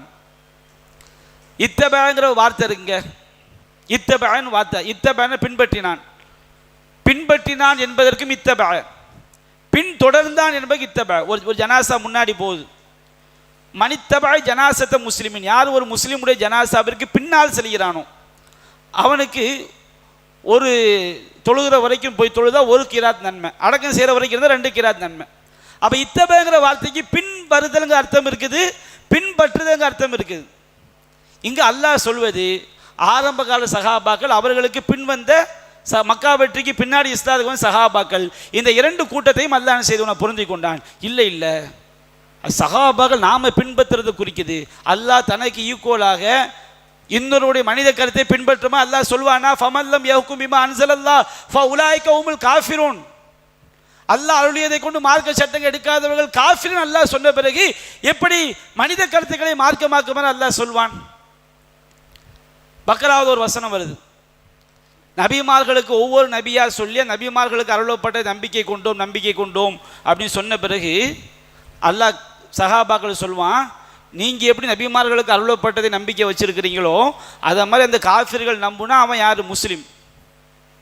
ஃபைன் ஆமனோ பி மிஸ்லிமா ஆமன் தும்பிகி, நீங்கள் எதை நம்பிக்கை கொண்டிருக்கிறீர்களோ அது போன்று அவர்கள் நம்பினால், யார்? காஃபிர்கள் நம்பிட்டா அவங்க யார்? நேர்வழி பெற்றவர்கள். முஸ்லீம்கள் எதை நம்பிக்கை கொண்டான்னு வசனத்துக்கு மேலே வந்துடும். நபி ரசூலுல்லாஹ்க்கு இறக்கப்பட்டது, மூசாவுக்கு இறக்கப்பட்டது, ஈஷாவுக்கு இறக்கப்பட்டது, எல்லா நபிமார்களுக்கு ஆக மொத்தம் வஹியை நம்புறது. நீங்கள் வஹியை நம்பின மாதிரி அந்த காஃபிர்கள் வஹியை நம்பினா அவன் யார்? முஸ்லீம், நேர்வழி பெற்றவன். குர்ஆன் சொல்லுது. இவன் என்ன செய்யுமா? மேலே உழுதப்பெல்லாம் விட்டுட்டு பாருங்கள் சஹாபாக்கள் எப்படி நம்பினார்களோ, சஹாபாக்கள் எப்படின்னா சுயமாக ஒரு மார்க்க தீர்ப்பு சொல்லியிருப்பாங்களா ஆதாரம் இல்லாமல், அதை மாதிரி நம்ம மார்க்க தீர்ப்பாக எடுத்துக்கணுமா. இப்படி குர்ஆனில் அவங்க கை வைத்த விளையாடிய விளையாட்டுகள் ஏராளம். ரசூலுல்லாஹ்வுடைய ஹதீஸில் இந்த சலஃபுகள் விளையாடிய விளையாட்டுகள் ஏராளம். நிறைய ஹதீஸுக்கு தவறான விளக்கங்கள், ஷிர்கான விளக்கங்கள். அதில் உச்சகட்ட வழிகேடு என்ன தெரியுங்களா? உச்சகட்ட வழிகேடு. நீங்கள் குர்ஆன் முழுக்க தேடினாலும் ஒரு ஆதாரம் கூட உங்களுக்கு கிடைக்காது. வாழ்நாள் ஃபுல்லாக தேடினா ஒரு ஆதாரம் கூட கிடைக்காது ஆதாரபூர்வமான அடிப்படையில். ஹதீஸில் வாழ்நாள் ஃபுல்லாக தேடினா கூட ஒரு ஆதாரம் கூட கிடைக்காது. இந்த வழிகட்ட கூட்டம் சொல்கிறார்கள் இஜ்மா என்று மார்க்கத்தில் ஒரு ஆதாரம் இருக்கிறது. இஜ்மான்னு ஒன்று இருக்காங்க, எல்லோரும் சேர்ந்து முடிவெடுத்துட்டா அது குர்ஆனில் இல்லாட்டாலும் ஹதீஸில் இல்லாட்டாலும் அது மார்க்க சட்டமாக என்ன செஞ்சிருமா? ஆயிருமா. குர்ஆன் ஹதீஸில் இருந்தால் அல்லாஹ் ஒருவன் எல்லாரும் சேர்ந்து முடிவெடுத்துட்டாங்க, அதனால தான் அல்லாஹ் ஒருவன் ஆகுமா? 5 வேளை தொழுகை ஹதீஸில் இருக்குது, 5 வேளை தொழுகைன்னு எல்லாரும் முடிவெடுத்ததுனால அதனால தான் 5 வேளை தொழுகை மார்க்க சட்டமா? இந்த வழிகேட்ட போய் கேளுங்க. ஆமாம்மா, அது குர்ஆனில் ஹதீஸில் 5 வேளை தொழுகைன்னு வந்ததுனால மார்க்க சட்டம் கிடையாதான். எதனால் மார்க்க சட்டமா? எல்லாரும் சேர்ந்து கூட்டு முடியும். இஜ்மாக்கு எங்கப்பா குர்ஆனில் ஆதாரம் இருக்குது? எல்லாரும் சேர்ந்து முடிவெடுத்து விட்டால் குர்ஆனில் இல்லாவிட்டாலும் ஹதீஸில் இல்லாவிட்டாலும் மார்க்க சட்டமாகிவிடும் என்று ஒரே ஒரு சான்றை இந்த வழிகட்ட கூட்டத்தால் காட்ட முடியுமா? இஸ்லாத்தில் இல்லாத அடிப்படை. சஹாபாக்கள் புரிந்தவாறு குர்ஆனை புரிய வேண்டும் என்பது இஸ்லாத்துடைய அடிப்படை தகர்ப்பது. இஸ்லாத்தை எப்படி புரிய வேண்டும்? ஒரு வசனத்துடைய கருத்தை பிற வசனங்களின் துணை கொண்டு, ஒரு வசனத்துடைய கருத்தை பிற ஹதீஸ்களின் துணை கொண்டு, ஒரு வசனம் எந்த நேரத்தில் அருளப்பட்டது, எந்த சூழலில் அருளப்பட்டது, எதற்காக அருளப்பட்டதுங்கிறத அந்த அருளப்படும் போது பார்த்தவங்க தான் சொல்ல முடியும். அது அவங்களுடைய சுய கருத்து கிடையாது. ஒரு சம்பவத்தை ஒரு சுய கருத்து என்பது வேறு, ஒரு சம்பவத்தை பார்த்து சொல்லுதல் என்பது வேறு. சஹாபாக்கள் நல்லவர்கள், பார்த்து சொல்வதில் அவங்க பொய் சொல்ல மாட்டாங்க. மனிதனுடைய அடிப்படை தப்பாக வரலாம், பொய்யான்னு செய்ய மாட்டாங்க, சொல்ல மாட்டாங்க. அப்போ இஸ்லாத்தில் இல்லாத, நபிகள் நாயகம் காலத்தில் இல்லாத ஒரு புதிய அடிப்படை, இந்த அடிப்படையை மையமாக வைத்து நூற்றுக்கணக்கான வழிகேடுகள் இஸ்லாமிய உம்மத்தில் உண்டாகியிருக்கு. நூற்றுக்கணக்கான வழிகேடுகள். எதையாவது ஒன்று எடுத்துக்கிட்டோம்னா இது இஜ்மா, எல்லாரும் சேர்ந்து ஒன்று செய்வாங்க. இது ஏன்டா இப்படி செய்கிறீங்க? தலாக் தலாக் தலாக் எப்படின்னா முத்தலாக் ஆயிரும். என்ன காரணம்டா? அதுதான் உலமாக்கள்லாம் இஜ்மா பண்ணிட்டாங்கல்ல. ஆனால் அது எப்படி, எதுக்கு மாற்றமாக இருக்கும்? குர்ஆனுக்கு மாற்றமாக என்ன செய்யணும்? மதுஹபில் என்ன செய்வாங்க? அந்த மாதிரி ஏராளமான அவன் மனம் போன போக்கில் வழிகட்ட சட்டங்களுக்குலாம் என்ன சொல்லுவாங்க? இஜ்மாம்பாங்க. தஃப்சீரு சாவியில் எழுதி வச்சுருக்கிறாங்க. குர்ஆன் சுன்னாவில் இருந்தால் கூட, சஹீஹான ஹதீஸாக இருந்தால் கூட 4 மதுஹபுக்கு எதிராக இருக்கும் என்றால் அதை என்ன செய்யக்கூடாது? ஃபாலோ பண்ணக்கூடாது. இப்படிலாம் பேசக்கூடிய துணிவை கொடுத்தது எது தெரியுமா? நபிகள் நாயகம் காட்டாத இந்த வழிகட்ட மார்க்கம் நம்பினதுனால தான். குர்ஆன் சுன்னாவில் இருந்தால் கூட, சஹீஹா இருந்தால் கூட, சரியாக இருந்தால் கூட 4 மதுஹபுகளுக்கு மாற்றமாக தான் என்ன செய்யக்கூடாது? ஏற்றுக்கொள்ளக்கூடாதுன்னா அவன் என்ன திட்டமிட்டா சொன்னால் அது இஜ்மாங்கிறது அப்படி போய் மண்டையில் போய் உட்கார்ந்துடுச்சு. அந்த வழிகேடு போய் உட்கார்ந்ததுனால எல்லாரும் மாற்றி இருக்கிறாங்க. அப்போ குர்ஆனில் இருந்தால் நம்ம அதை என்ன செய்யக்கூடாது? செய்யக்கூடாது. ஹதீஸில் இருந்தால் என்ன செய்யக்கூடாது? செய்யக்கூடாது. அப்போ இந்த எப்படி ஹாரிஜியா, முஅ்தஸிலா, ராஃபிதியா எண்ணற்ற வழிகட்ட கூட்டங்கள் குர்ஆன் சுன்னாவை எப்படி புரிய வேண்டுமோ அப்படி புரியாமல் பல வழிகேடுகளை உண்டாக்கினார்களோ அதுபோன்று இந்த சலஃபி கூட்டம் என்று சொல்லக்கூடியவர்கள், இந்த வழிகட்ட கொள்கைக்கு சொந்தக்காரர்கள், இஸ்லாத்துடைய அடிப்படையை மாற்றி மனித கருத்துக்களை இறைவனுக்கு நிகராக வைக்கக்கூடிய ஒரு காட்சியை பார்க்கிறோம். அதை எதிர்க்க எப்படி இந்த தர்கா வழிபாட்டை ஆதரிக்கக்கூடியவங்க, மீலாது மௌலிதை ஆதரிக்கக்கூடியவங்க மீலாது விழா கிடையாது, மௌலிது கிடையாதுன்னு சொல்லும்போது இவங்க நபிகள் நாயகத்தை திட்டுறாங்க, நபிகள் நாயகத்தை வந்து புகழக்கூடாதுன்னு சொல்கிறாங்கன்னு சொல்லி பொய்யான கருத்துக்களை அந்த வழிகேட்டர்கள் பரப்புகிறார்களோ அதுபோன்று இந்த வழிகேட்ட கூட்டம் நமக்கு எதிராக என்ன செய்கிறாங்க, பொய்யான கருத்துக்களை பரப்புகிறாங்க. அது இன்னொரு என்னென்னு சொன்னோம்னா, வழிகேட்ட கூட்டத்துக்குரிய பல வெளிப்படையான வழிகேட்ட கூட்டம் எப்படி நடிப்பா அது மாதிரி நடிக்கவும் ஆரம்பிச்சிட்டாங்க. ஒரு தொப்பியை போட்டுக்கிறது, அப்படி ஒரு அதுக்கு மேலே ஒரு முக்காடை போட்டுக்கிறது. அப்படி போடும்போது அப்பாவி மக்கள் என்ன செய்கிறாங்க, அந்த பெரிய பெரிய தாடிகளை பார்த்து ஏமாந்த கூட்டம் இந்த தாடிகள் சரியாகத்தான் சொல்லும் அப்படின்னு சொல்லி தவறாக சொன்னால் கூட நம்பக்கூடிய ஒரு வழிகேட்டை பார்க்குறோம். வழிகேட்ட கூட்டத்துக்குரிய ஒரு அடிப்படை. அதே மாதிரி தரீக்காவில் போய் பார்த்தீங்கன்னா சில்சிலா வச்சுருப்பாங்க, இவர் ரசூலுல்லாஹ்வுடைய 52வது பரம்பரன். அதே மாதிரி இந்த வழிகேட்ட கூட்டம் என்ன செய்வாங்க, உங்கள் உஸ்தாத் எங்கே படித்தார், எங்கள் உஸ்தாத் நாங்கள் ரசூலுல்லாஹ் காலத்துலேருந்து இவங்க படிச்சுக்கிட்டு வர்றாங்களாம் கல்வியை. அவர் வந்து இவருக்கு சொல்லிக் கொடுத்தார், இவருக்கு சொல்லிக் கொடுத்தார், இவர் அல்பானியை சொல்லிக் கொடுத்தார், அல்பான்கிட்டேருந்து முஃப்தி உமர் ஷரீஃப் என்ன செஞ்சார், படித்தார். அவர்கிட்ட படித்தாரா, அவர்கிட்ட படித்த மாணவர்கிட்ட இவரை படித்தார். அதனால் இவங்க சொல்ல சத்தியமா, சத்தியத்துக்கு அளவுகோலை பாருங்க. சத்தியத்துக்கு அளவுகோல் என்ன, அங்கேருந்து அப்படி சிறு அந்த வழிகட்ட கூட்டம் சொல்லாங்க, தொற்றுள்ள போட்டு குஞ்சு பாப்பாவை ஆட்டுறாங்களா இல்லையா. நேற்று ஒரு வீடியோ வந்துச்சு, அந்த குஞ்சு பாப்பாட்ட போய் கேளுங்க, நான் ரசூலுல்லாஹ்வுடைய பரம்பரம்மா. எந்த வழிகட்ட கூட்டத்தில் போய் பாருங்களேன், மக்களை ஏமாற்றி திங்கிற எல்லா கூட்டமும் என்ன செய்யும், ரசூலுல்லாஹ்வுடைய பரம்பரை. இந்த கூட்டம் கொஞ்சம் மாற்றிக்கணும். என்ன மாற்றிக்கணும், நாங்கள் ரசூலுல்லாஹ் காலத்துலேருந்து கல்வி எங்களுக்கு என்ன செய்யுது, சில்சிலாவாக வந்துக்கிட்டு இருக்கோம், தொடர்ச்சியாக வந்துக்கிட்டு இருக்கோம். ஏன் சன்னத்தை காட்டுவோமா, சில்சிலா தொடர்ச்சியை அறிவிப்பாளத்தோட காட்டுவோமா இல்லைங்களா. ஒரு அறிவிப்பாளர் ரசூலுல்லாஹ் வரை இவருக்கு சொன்னார், இவருக்கு சொன்னார், எனக்கு சில்சிலா இருக்குமா. அப்போ இந்த மாதிரி மார்க்கத்தை தெளிவுபடுத்துவது இப்படி ஒரு சில்சிலா இருக்குதா. நீ சொல்லக்கூடிய குரான் வசனம், நீ சொல்லக்கூடிய ஹதீஸ் எதற்கு குரான் சொன்னாவது இருக்குதா, குரான்லேருந்து விளங்குறமா ஹதீஸ்லேருந்து விளங்குறமான குரான் சொல்லுது. அந்த அடிப்படையை தகர்த்து பல ஜாகிலியத்தான வழிகட்ட மனிதர்களை கடவுளாக்கக்கூடிய கொள்கையை கொண்டுள்ளது தான் இந்த சலஃபி கூட்டம் என்பது. சலஃபி கூட்டம் சொல்லக்கூடியவங்களே நல்லவங்களும் இருக்கலாம், ஆனால் யாரெல்லாம் மனித கருத்தை மார்க்கமாக ஆக்குகிறார்களோ அந்த கூட்டம் அனைவரும் வழிகேடு என்பதை நாம் தெளிவாக விளங்கிக் கொள்ள வேண்டும். அல்லாஹ் ரப்புல் ஆலமீன் இந்த வழிகேட்டில் நம் அனைவரையும் பாதுகாத்து இன்றைக்கு நம்ம தௌஹீத் ஜமாத்தை பொறுத்த வரைக்கும் நாம் நடுநிலையான ஒரு பாதையில் போய்கிட்டு இருக்கிறோம். என்ன நடுநிலையான பாதை, குரான் சொன்ன அடிப்படை நடுநிலையான சரியான ஒரு பாதையில் நம்ம ஜமாத்து வந்து நாம் போகிறோம். நாம் என்ன செய்யல, நபிகள் நாயகம் வந்து வஹி இறங்காமல் மார்க்க சட்டம் சொல்லலைங்கிற கருத்தை நம்ம வழிகேடுங்கிறோம். அதே போன்று சஹாபாக்களை நாம் மதிக்க வேண்டும். குரான் சொன்னால் நபி தோழரை பற்றி என்ன சொல்லியிருக்கோ அதை மறுத்தா காஃபிர் நம்ம சொல்கிறோம். சஹாபாக்களுடைய சிறப்பை பற்றி குரானில் சொல்லப்படும் போது, ஹதீஸில் சொல்லப்படும் போது அதை ஒருத்தர் மறுக்கிறான்னு வச்சுக்கிடுங்க. அவன் சஹாபாக்களையே மறுக்கிறான், எதை மறுக்கிறான், வஹியை மறுக்கிறான். சொர்க்கத்துக்கு நன்மாராயம் சொல்லப்பட்ட சஹாபாக்கள் சொர்க்கவாசிகள், அதை மாற்றுக்கிறது கிடையாது. சொர்க்கத்துக்கு நன்மாராயம் சொல்லப்பட்ட நன்மக்களாக இருந்தாலும் நன்மக்கள் அவருடைய தியாகங்களால் அவர்கள் அந்த சிறப்பை அடைந்தார்கள். அவருடைய சுய கருத்து குரான் ஹதீஸுக்கு ஒத்திருந்தால் அது மார்க்க அடிப்படை நாம் சரி என்று ஏற்றுக்கொள்வோம். சுய கருத்து குரான் ஹதீஸில் ஆதாரம் இல்லாமல் என்ன செய்யக்கூடாது, ஏற்றுக்கொள்ளக்கூடாது. அப்போ இவங்க சலஃபு கூட்டம் என்பது ஒரு புறத்தில் வழிகேட்டி நுழைகிறார்கள், தௌஹீத் என்று சொல்லிக்கொண்டு இன்னொரு கூட்டம் மிகப்பெரிய வழிகேட்டி செல்கிறார்கள்.